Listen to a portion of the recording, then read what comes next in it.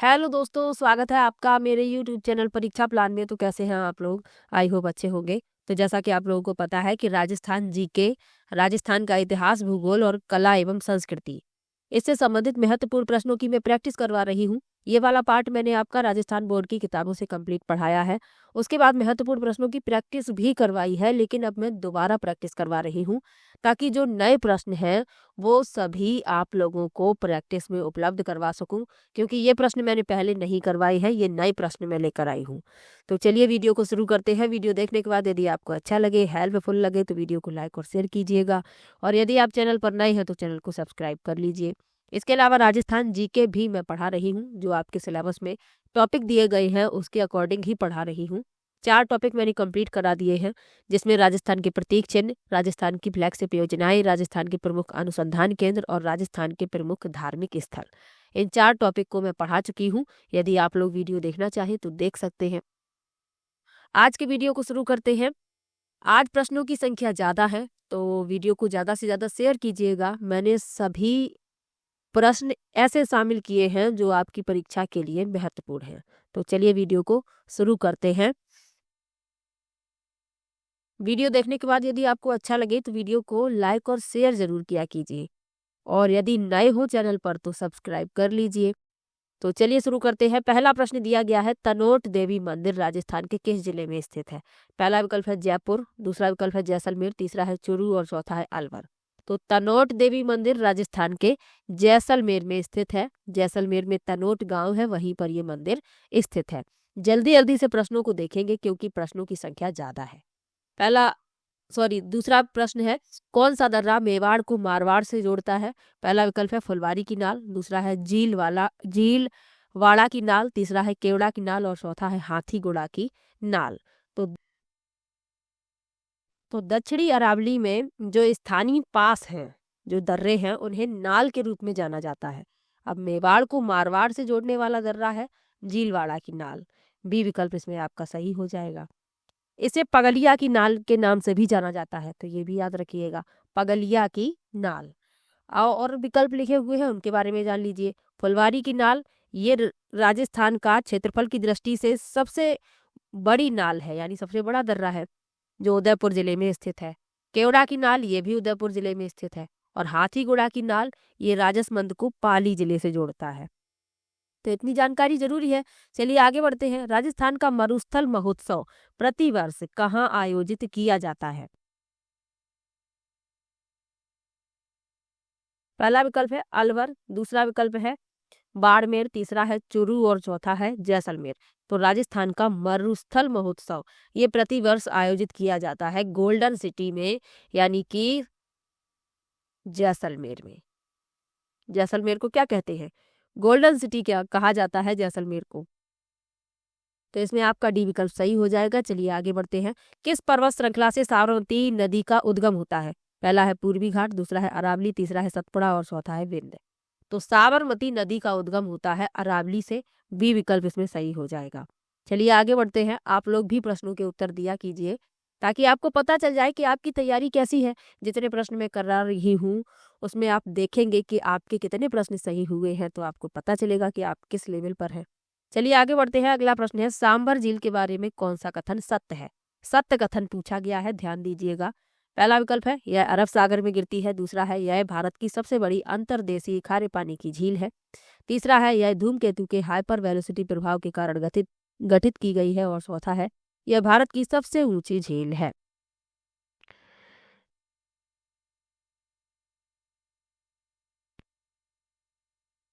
तो सांभर झील के बारे में जो कथन सत्य है वह बी विकल्प है, यह भारत की सबसे बड़ी अंतर्देशीय खारे पानी की झील है। ये खारे पानी की झील है, प्रमुख रूप से याद रखिएगा। चलिए आगे बढ़ते हैं। सत्य प्रकाश जोशी किस साहित्यिक कृति के लेखक हैं? पहला विकल्प है बोल भारमली, दूसरा है झुरावो और तीसरा है पग फेरो और चौथा है इनमें से कोई नहीं। तो सत्य प्रकाश जोशी ये किस साहित्यिक कृति के लेखक हैं? बोल भारमली के। पहला विकल्प इसमें सही हो जाएगा। सत्यप्रकाश जोशी को 1977 में राजस्थानी भाषा के लिए साहित्य अकादमी पुरस्कार से सम्मानित किया गया था, तो ये भी याद रखिएगा। और बोल भारमली जो है ये प्रसिद्ध राजस्थानी भाषा के लेखक सत्यप्रकाश जोशी द्वारा रचित एक कविता है, ये भी याद रखिएगा। जो बोल भारमली है ये कविता है। झुरावो झुरावो भी एक कविता है और ये चंद्र प्रकाश देवल द्वारा रचित है और चंद्र प्रकाश देवल को 2011 में पद्मश्री से सम्मानित किया गया था। और पग फेरो जो है ये मणि मधुकर द्वारा रचित कविताओं का संग्रह है। तो ये आप इतनी जानकारी आप लोगों को आवश्यक है। और जो मणि मधुकर है इनको 1975 में साहित्य अकादमी पुरस्कार से सम्मानित किया गया था। तो ये भी जानकारी आप लोगों के लिए जरूरी है। चलिए आगे बढ़ते हैं, अगले प्रश्न पर चलते हैं।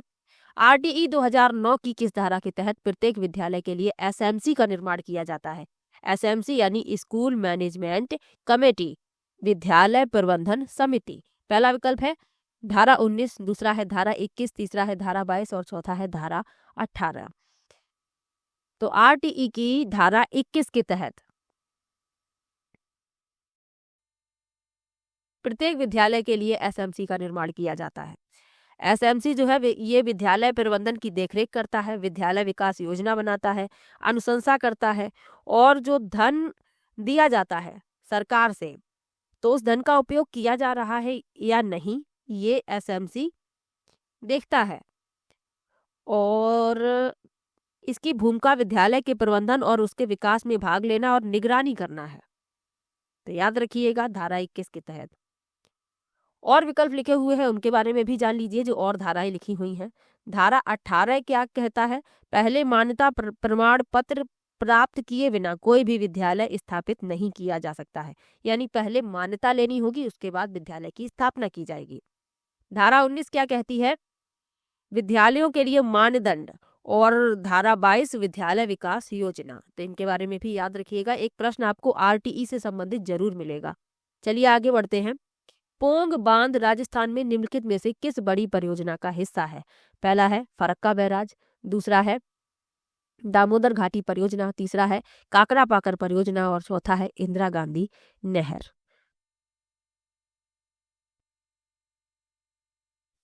तो प्रश्न में क्या पूछा गया है कि पोंग बांध राजस्थान में किस बड़ी परियोजना का हिस्सा है? तो ये हिस्सा है इंदिरा गांधी नहर का।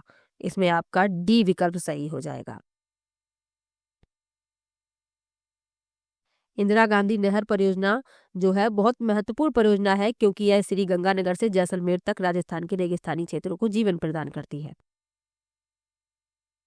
और जो ये पोंग बांध है ये व्यास बांध के नाम से भी जाना जाता है और ये व्यास नदी पर बना हुआ है। अब और विकल्प लिखे हुए हैं। फरक्का बैराज कहाँ है यदि आपसे पूछ लिया जाए तो फरक्का बैराज जो है पश्चिम बंगाल के मुर्शिदाबाद जिले में स्थित गंगा नदी पर बना हुआ है। दामोदर घाटी परियोजना ये जो परियोजना है ये झारखंड और पश्चिम बंगाल में फैली है। ये जो परियोजना है दोनों राज्यों का संबंध है इससे। और काकरा पाकर परियोजना ये गुजरात सरकार द्वारा वित्त पोषित इसे किया जाता है। यह एक सिंचाई परियोजना है और काकरा पाकर सिंचाई परियोजना गुजरात के सूरत शहर से 80 किलोमीटर ऊपर की ओर काकरा पार के पास स्थित है और यह योजना तापी नदी पर बनी हुई है। तो ये भी याद रखिएगा। चलिए आगे बढ़ते हैं, अगले प्रश्न पर चलते हैं। 9 मई 2025 को महाराणा प्रताप की कौन सी जयंती मनाई गई? अच्छा प्रश्न है, इम्पोर्टेंट भी है।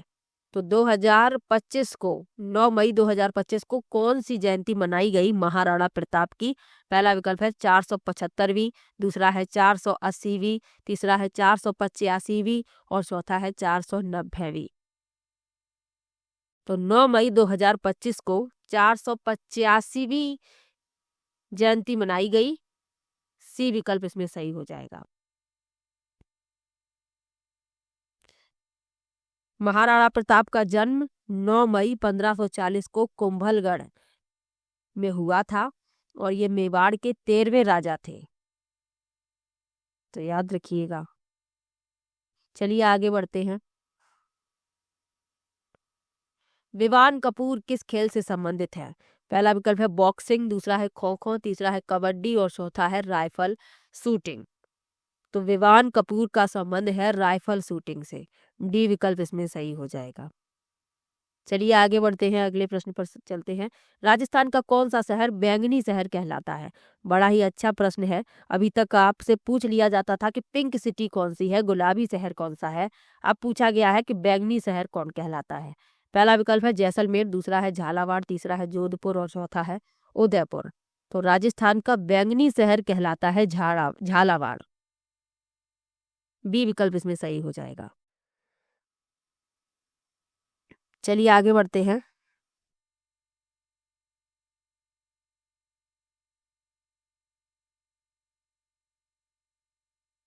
आपसे पूछ लिया जाए कि नीला शहर कौन कहलाता है, तो भाई नीला शहर कहलाता है जोधपुर। याद रखिएगा, ये छोटे छोटे सी बातें हैं। अगला प्रश्न है तुर्रा कलंगी। ख्याल में तुर्रा एवं कलंगी को किसका प्रतीक माना जाता है? इंपॉर्टेंट प्रश्न। पहला विकल्प है तुर्रा शिव एवं कलंगी पार्वती, दूसरा है तुर्रा विष्णु एवं कलंगी लक्ष्मी, तीसरा है तुर्रा कृष्ण एवं कलंगी राधा और चौथा है उपरोक्त में से कोई नहीं। यहाँ पर बीच में छोटे छोटे डैश हैं। ये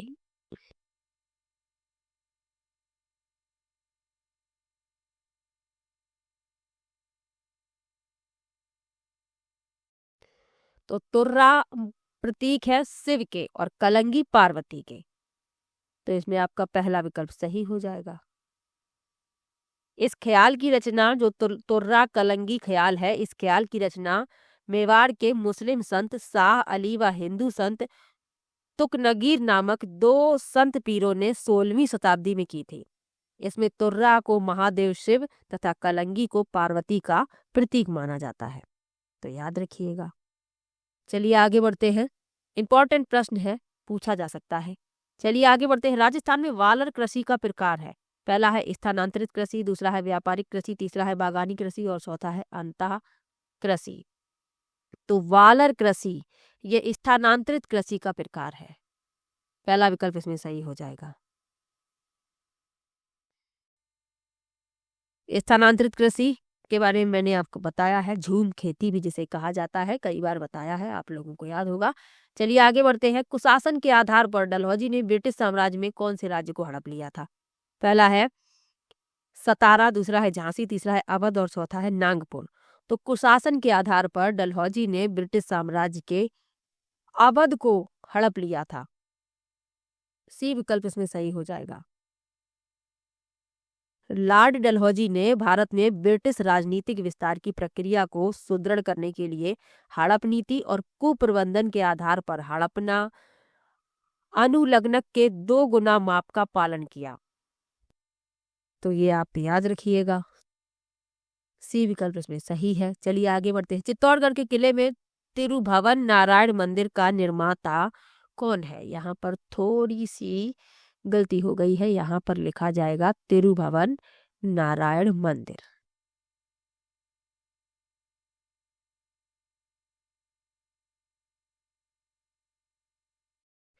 तिरुभवन नारायण मंदिर का निर्माता कौन है ये पूछा गया है, मैंने सही कर दिया है। पहला विकल्प है महाराणा मोकल, दूसरा है भोज परमार, तीसरा है महाराणा अरी सिंह और चौथा है नागभट्ट प्रथम। तो चित्तौड़गढ़ के किले में तिरुभवन नारायण मंदिर का निर्माता कौन है? भोज परमार। इंपॉर्टेंट प्रश्न है ये। पहले तो यही पूछ लिया जाता है कि तिरुभुवन नारायण मंदिर कहाँ पर है? चित्तौड़गढ़ के किले में। निर्माण किसने किया? भोज परमार ने। तिरुभुवन नारायण मंदिर राजस्थान के ऐतिहासिक चित्तौड़गढ़ किले में स्थित है और यूनेस्को की विश्व धरोहर स्थल है। परमार वंश के प्रसिद्ध शासक भोज परमार को तिरुभुवन नारायण मंदिर के निर्माण का श्रेय दिया जाता है। यह मंदिर भगवान विष्णु को समर्पित है, तो ये भी याद रखिएगा। चलिए आगे बढ़ते हैं, अगले प्रश्न पर चलते हैं। कौन सा मंदिर राजस्थान का खजुराहो कहलाता है? पहला विकल्प है किरादी मंदिर बाड़मेर, महानलेश्वर मंदिर मेनाल, तीसरा है एकलिंग जी मंदिर उदयपुर और चौथा है सास बहू मंदिर नागदा। तो राजस्थान का खजुराहो कौन सा मंदिर कहलाता है? किराडू मंदिर, ये बाड़मेर में स्थित है। पहला विकल्प इसमें सही हो जाएगा। इसकी जो नक्काशी है मूर्तियां जो बनी हुई हैं वो मध्य प्रदेश के खजुराहो मंदिर से मिलती जुलती है, इसीलिए इसे राजस्थान का खजुराहो कहा जाता है। चलिए आगे बढ़ते हैं। राजस्थान के किस जिले में पहली बार एक दुर्लभ एल्बिनो सूरजमुखी गिलहरी देखी गई? इंपॉर्टेंट प्रश्न है। पहला विकल्प है डूंगरपुर, दूसरा है सॉरी बांसवाड़ा, तीसरा है टोंक और चौथा है जोधपुर। तो राजस्थान के टोंक जिले में पहली बार एक दुर्लभ एल्बिनो सूरजमुखी गिलहरी देखी गई। तो सी विकल्प इसमें सही हो जाएगा। मेलेनिन की कमी के कारण एल्बिनो गिलहरियों को उनके शुद्ध सफेद फर, गुलाबी या लाल आंखों से पहचाना जाता है, तो ये भी याद रखिएगा। चलिए आगे बढ़ते हैं। राजस्थान के एकीकरण के बाद राजस्थान का दूसरा राज्यपाल कौन था? अच्छा प्रश्न है। पहला जो व्यक्ति होता है किसी राज्य का वो सभी को पता होता है, और दूसरा जो व्यक्ति होता है उस पर कोई ज्यादा ध्यान नहीं देता। इसमें दूसरा पूछा गया है। पहला विकल्प है सरदार हुकुम सिंह, दूसरा है सरदार जोगेंद्र सिंह, तीसरा है श्री रघुकुल तिलक और चौथा है डॉक्टर संपूर्णानंद। तो राजस्थान के एकीकरण के बाद राजस्थान के दूसरे राज्यपाल बने थे डॉक्टर संपूर्णानंद। डी विकल्प इसमें सही हो जाएगा। और यदि पहले पूछ लिए जाएं तो पहले थे गुरमुख निहाल सिंह, और सरदार हुकुम सिंह तीसरे बने थे, और सरदार जोगेंद्र सिंह चौथे। तो ये भी याद रखिएगा। एक प्रश्न और पूछ लिया जाता है कि पहले मुख्यमंत्री कौन थे? तो हीरालाल शास्त्री ये राजस्थान राज्य के पहले मनोनीत मुख्यमंत्री थे। तो ये भी साथ में याद रखिएगा, इंपॉर्टेंट प्रश्न है। चलिए आगे बढ़ते हैं। अगला प्रश्न दिया गया है, कौन सी राजस्थान की एकमात्र नदी है जो 2 बार कर्क रेखा को पार करती है? पहला है माही, दूसरा है लूनी, तीसरा है घग्गर और चौथा है काली सिंध। तो कौन सी राजस्थान की एकमात्र नदी है जो 2 बार कर्क रेखा को पार करती है? तो वह है माही नदी। पहला विकल्प इसमें सही हो जाएगा। थोड़ी सी प्रश्नों की जो नंबरिंग है यहाँ पर 19 नंबर का प्रश्न जो है गायब है, और 20 नंबर का प्रश्न है सीधा, और आगे की भी नंबरिंग इसी के हिसाब से हो गई है। एक प्रश्न छूट गया है 19 नंबर का। चलिए देखते हैं, अभी और भी प्रश्न है, कई प्रश्न मैं आज लेकर आई हूँ। अगला प्रश्न दिया गया है, बूंदी राजमहलों में निर्मित चित्रशाला किस शासक की देन है? पहला विकल्प है महाराव छत्रसाल, दूसरा है महाराव राम सिंह, तीसरा है महाराव उम्मेद सिंह और चौथा है महाराव किशोर सिंह।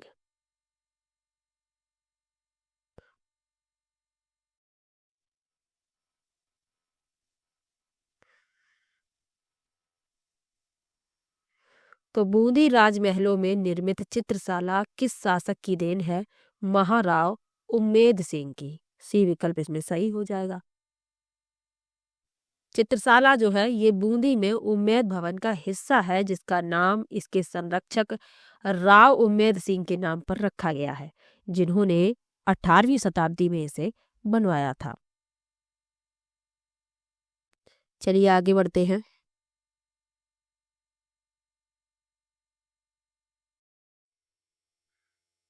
अगला प्रश्न दिया गया है, केसरी सिंह बारहट ने मेवाड़ महाराणा को 13 सोरठे किस भाषा में लिखकर भेजे थे? पहला विकल्प है पिंगल और मेवाड़ी दोनों, दूसरा है पिंगल, तीसरा है डिंगल और चौथा है मेवाड़ी। तो केसरी सिंह बारहट ने मेवाड़ के महाराणा को 13 सोरठे किस भाषा में लिखकर भेजे थे? डिंगल भाषा में। सी विकल्प इसमें सही हो जाएगा। चलिए आगे बढ़ते हैं। उदयपुर में स्थित एकलिंग जी मंदिर का निर्माण किस महाराणा के समय में हुआ? पहला विकल्प है राणा कुंभा, दूसरा है बप्पा रावल, तीसरा है जयसिंह और चौथा है मोकल। इंपॉर्टेंट प्रश्न है, याद रखिएगा। तो उदयपुर में स्थित एकलिंग जी मंदिर का निर्माण किसके शासनकाल में हुआ? बप्पा रावल के। बी विकल्प इसमें सही हो जाएगा। चलिए आगे बढ़ते हैं। बीकानेर के किस राजा ने मुगल सम्राट अकबर की अधीनता स्वीकार की थी? पहला विकल्प है राव बीका, दूसरा है राव लूनकरण, तीसरा है राव कल्याणमल और चौथा है राव राय सिंह। तो बीकानेर के किस राजा ने मुगल सम्राट की अधीनता स्वीकार की? तो वह है राव कल्याणमल। सी विकल्प इसमें सही हो जाएगा। ये बीकानेर के शासक थे। 1542 से 1571 तक शासन किया था इन्होंने और 1570 में नागौर में मुगल सम्राट अकबर की अधीनता को इन्होंने स्वीकार कर लिया था। और विकल्प लिखे हुए हैं राव बीका, ये राव जोधा के पुत्र थे और बीकानेर राज्य की इन्होंने स्थापना की थी। राव लूणकरण ये बीकानेर के तीसरे शासक थे और राव राय सिंह ये बीकानेर के छठे शासक थे। चलिए आगे बढ़ते हैं। राजस्थानी रामायण का रचनाकार किसे माना जाता है? Most important question. Rajasthani Ramayan का रचनाकार किसे माना जाता है? सीताराम केसरिया, सीताराम से कसरिया, दूसरा विकल्प है सहजोबाई, तीसरा है समर्थन दास मनीषी और चौथा है समय सुंदर। तो राजस्थानी रामायण का रचनाकार समय सुंदर को माना जाता है। डी विकल्प इसमें सही हो जाएगा। चलिए आगे बढ़ते हैं। नोगरी नामक आभूषण कहाँ पहना जाता है? पहला है पांव, दूसरा है गला, तीसरा है सिर और चौथा है हाथ। तो नोगरी पहना जाता है हाथों में। सभी आभूषण आपको पढ़ाए हैं, याद होगा। ये नोगरी जो है ये कंगन की तरीके से होते हैं, तो याद रखिएगा, हाथों में धारण किए जाते हैं कलाई में। अगला प्रश्न है निम्नलिखित संस्कृति में से किसे बनास संस्कृति के नाम से भी जाना जाता है? पहला है दृष्टवती संस्कृति, दूसरा है आहड़ संस्कृति, तीसरा है सरस्वती संस्कृति और चौथा है द्रव्यवती संस्कृति।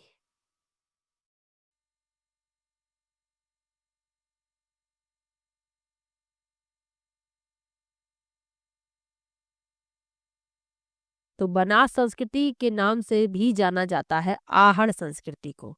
बी विकल्प इसमें सही हो जाएगा। चलिए आगे बढ़ते हैं। महाराणा सांगा के मृत शरीर का दाह संस्कार किस स्थान पर किया गया था? पहला है बसवा, दूसरा है मांडलगढ़, तीसरा है कुंभलगढ़ और चौथा है खानवा। तो महाराणा सांगा के मृत शरीर का दाह संस्कार मांडलगढ़ में किया गया था। बी विकल्प इसमें सही हो जाएगा। चलिए आगे बढ़ते हैं, अगले प्रश्न पर चलते हैं। 1857 की क्रांति के समय कोटा में प्रमुख नेता जयदयाल और मेहराब खान क्रमशः कहाँ के निवासी थे? पहला है कोटा झालावाड़, दूसरा है मथुरा माधोपुर, तीसरा है मथुरा करौली और चौथा है धौलपुर कोटा। तो 1857 की क्रांति के समय कोटा में प्रमुख नेता जयदयाल और मेहराब खान। तो जयदयाल थे मथुरा के और मेहराब खान थे कोटा के।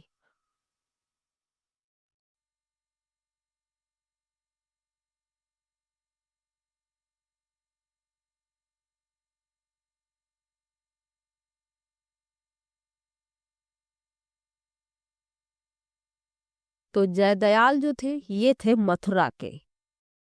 जयदयाल कहाँ के थे? मथुरा के। और मेहराब खां ये थे करौली के।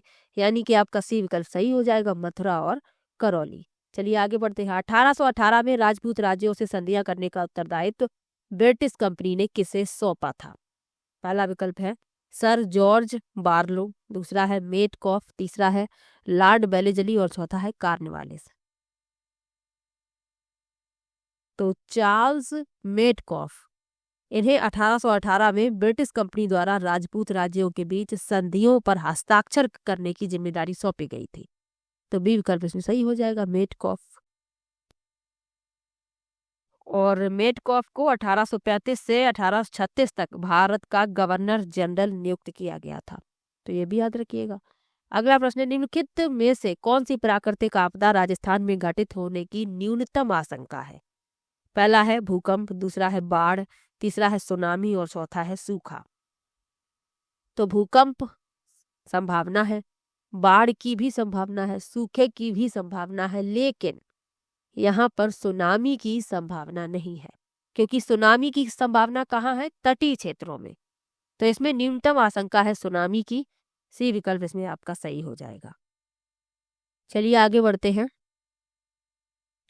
राजस्थान के निम्नलिखित में से किस जिले का वन क्षेत्र सर्वाधिक है? इंपॉर्टेंट प्रश्न है। पहला विकल्प है उदयपुर, दूसरा है जोधपुर, तीसरा है जयपुर और चौथा है बांसवाड़ा। तो किस जिले का वन क्षेत्र सर्वाधिक है? उदयपुर का। पहला विकल्प इसमें सही हो जाएगा।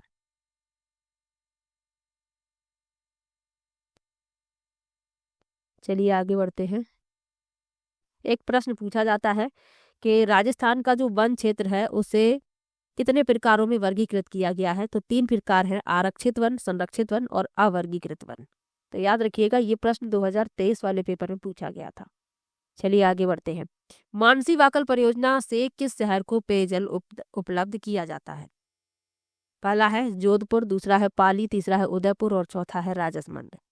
तो मानसी वाकल परियोजना से किस शहर को पेयजल उपलब्ध कराया जाता है। उदयपुर को। सी विकल्प इसमें सही हो जाएगा।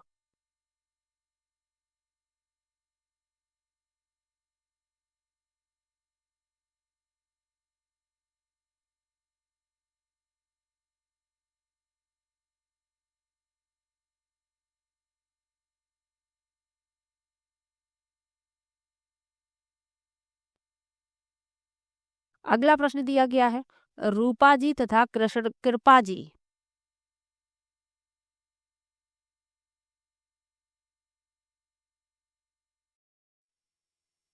अगला प्रश्न है, रूपा जी तथा कृपा जी धाकड़ किसानों का संबंध किस आंदोलन से है।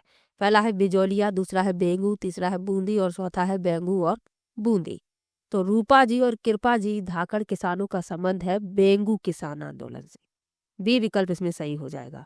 बेंगू जो है ये राजस्थान के चित्तौड़गढ़ जिले में स्थित है और इन 1921 में बेंगू किसान आंदोलन शुरू हुआ था। तो ये भी याद रखिएगा, किसान आंदोलन से संबंधित, जनजाति आंदोलन से संबंधित एक प्रश्न जरूर मिलेगा। चलिए आगे बढ़ते हैं। कुंभलगढ़ दुर्ग का प्रमुख वास्तुकार कौन था। इंपॉर्टेंट प्रश्न है।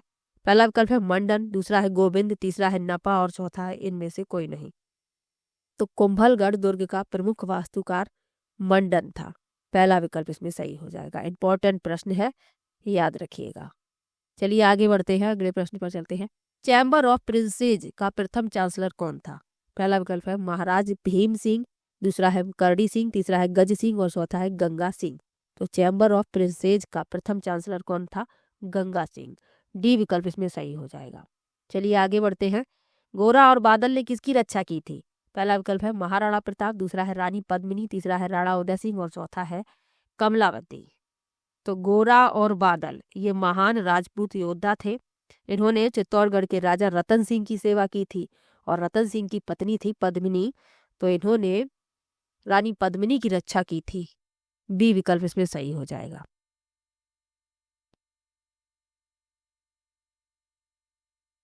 चलिए आगे बढ़ते हैं, अगले प्रश्न पर चलते हैं। सुरजी भगत राजस्थान की किस जनजाति के धार्मिक सामाजिक सुधारक नेता थे। पहला विकल्प है भील, दूसरा है मीना, तीसरा है गुर्जर और चौथा है गरासिया। तो सुरजी भगत ये किस जनजाति के धार्मिक सामाजिक सुधारक नेता थे। भील जनजाति के। पहला विकल्प इसमें सही हो जाएगा। चलिए आगे बढ़ते हैं। एक प्रश्न पूछ लिया जाता है कि भील आंदोलन का पहला चरण कब शुरू हुआ। तो 1883 में। याद रखिएगा। चलिए आगे बढ़ते हैं, अगले प्रश्न पर चलते हैं। तरुण भारत संघ संगठन निम्नलिखित में से किस क्षेत्र के लिए कार्य कर रहा है। पहला विकल्प है महिला सशक्तिकरण, दूसरा है भ्रष्टाचार निरोध, तीसरा है जल संरक्षण और चौथा है आदिवासी तरुण विकास। तो तरुण भारत संघ संगठन किस क्षेत्र के लिए कार्य कर रहा है। ये जल संरक्षण के लिए कार्य कर रहा है। सी विकल्प इसमें सही है, जल संरक्षण। चलिए आगे बढ़ते हैं। राजस्थान के किस जिले में ताल छापर झील अवस्थित है। इंपॉर्टेंट प्रश्न है। पहला विकल्प है चुरू, दूसरा है उदयपुर, तीसरा है भरतपुर और चौथा है अलवर। इंपॉर्टेंट प्रश्न है, याद रखिए। तो किस जिले में ताल छापर झील अवस्थित है। चुरू जिले में। पहला विकल्प इसमें सही हो जाएगा। चलिए आगे बढ़ते हैं। इंदिरा गांधी नहर का अंतिम बिंदु किस जिले में स्थित है। पहला है जोधपुर, दूसरा है जैसलमेर, तीसरा है बाड़मेर और चौथा है जालौर। तो अंतिम बिंदु स्थित है बाड़मेर में। सी विकल्प इसमें सही हो जाएगा।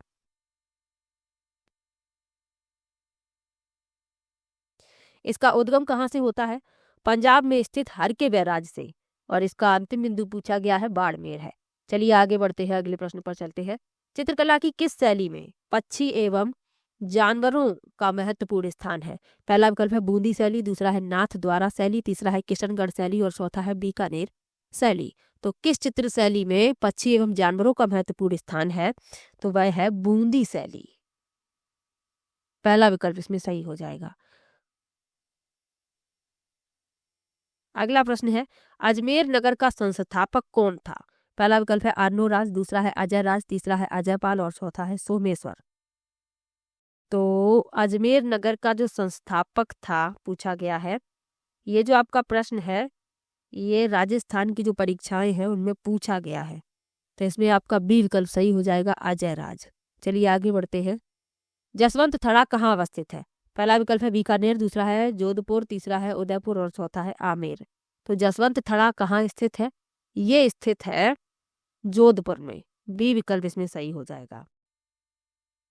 इसे मारवाड़ का ताजमहल कहा जाता है, ये याद रखिएगा, मारवाड़ का ताजमहल।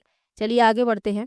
इन सब के बारे में डिटेल में मैं आप लोगों को पढ़ा चुकी हूँ, याद रखिएगा। अगला प्रश्न है प्रसिद्ध बनी ठनी पेंटिंग का चित्रकार कौन था? इंपॉर्टेंट प्रश्न। पहला विकल्प है अमरचंद, दूसरा है निहाल चंद, तीसरा है नेकचंद और चौथा है रामचंद। तो प्रसिद्ध बनी ठनी पेंटिंग का चित्रकार निहाल चंद। बी विकल्प इसमें सही है। ये भारतीय कलाकार थे जिन्होंने कुछ महान राजपूत चित्रों का निर्माण किया है और माना जाता है कि किशनगढ़ की अधिकांश पेंटिंग इनके द्वारा बनाई गई हैं। चलिए आगे बढ़ते हैं, अगले प्रश्न पर चलते हैं।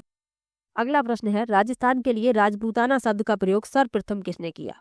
पहला विकल्प है कर्नल टॉड, दूसरा है लॉर्ड वेलेजली, तीसरा है जॉर्ज थॉमस और चौथा है इनमें से कोई नहीं। ये प्रश्न भी इंपॉर्टेंट है, ये प्रश्न भी पूछा जाता है।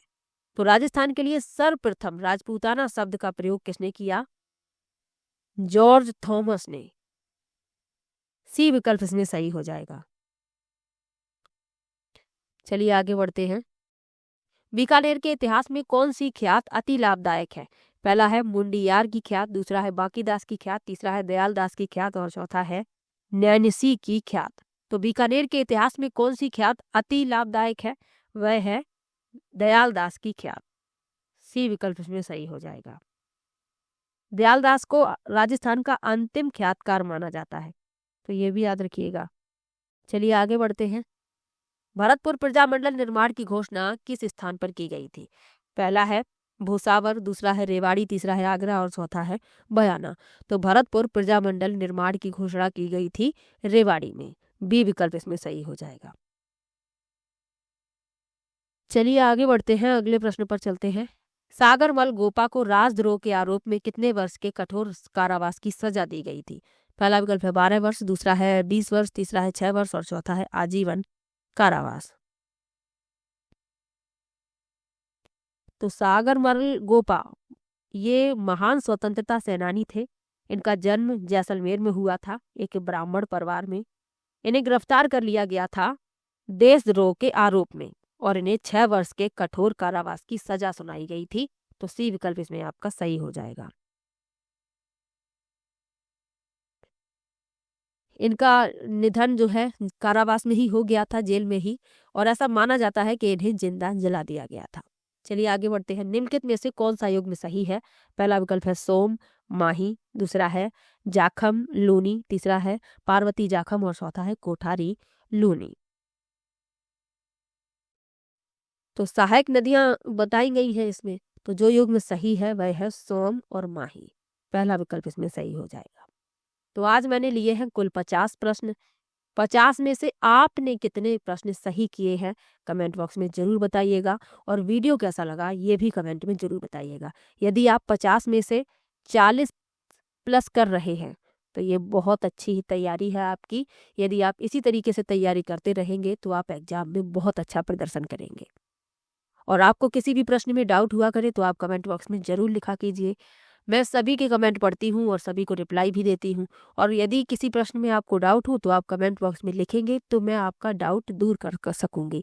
इसलिए मैं कहती हूँ कि आप लोगों को किसी भी प्रश्न में डाउट हो तो आप कमेंट बॉक्स में जरूर लिखिएगा।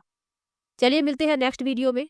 राजस्थान का लेवल 1 का जो एग्जाम है आपका रीट मेंस का, उसमें जो आपका लेवल 1 में सामान्य विज्ञान पूछा जाने वाला है उसे मैं कंप्लीट पढ़ा चुकी हूँ, प्लेलिस्ट बनी हुई है। एक बार मेरे चैनल पर जाकर प्लेलिस्ट जरूर चेक कीजिएगा। चलिए मिलते हैं नेक्स्ट वीडियो में, तब तक के लिए बाय बाय।